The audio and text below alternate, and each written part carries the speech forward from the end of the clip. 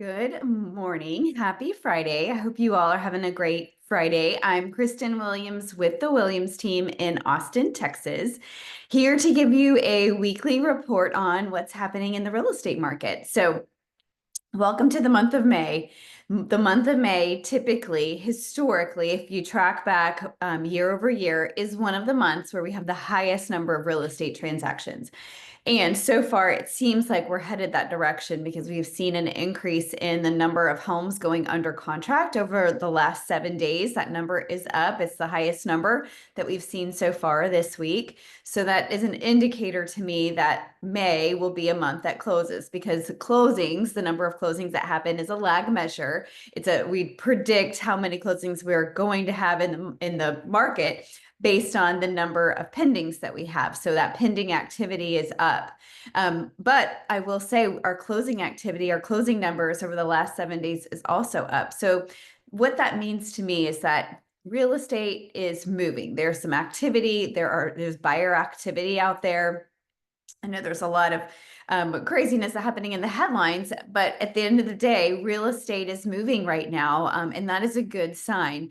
Now, one of those numbers that we always track is the a percent of available inventory and how much of that is going under contract. So that's still a number that we have to be very mindful of if you're a home seller, because the percent of homes going under contract isn't really changing a whole lot. But what is happening is that there's buyer activity. Buyers are putting homes under contract, and that number is increasing. But also increasing is the available inventory. So if you're a seller, your competition is going up. So you still need to be mindful of being a really cute home, making sure marketing looks really great, that your pricing, most importantly, pricing is in alignment with what buyers are expecting, with what pending and active sold competition looks like.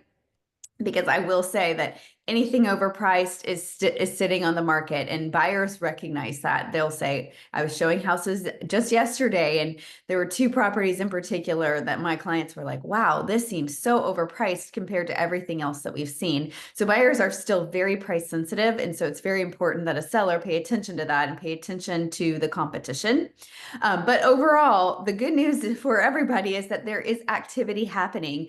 Homes are going under contract. And so I would say there's some momentum in the market. If you are planning to sell your home this year, now is really probably the best time. I'm not sure what the summer and the fall will hold. Typically, our summers and our falls slow down. People travel. It's hot.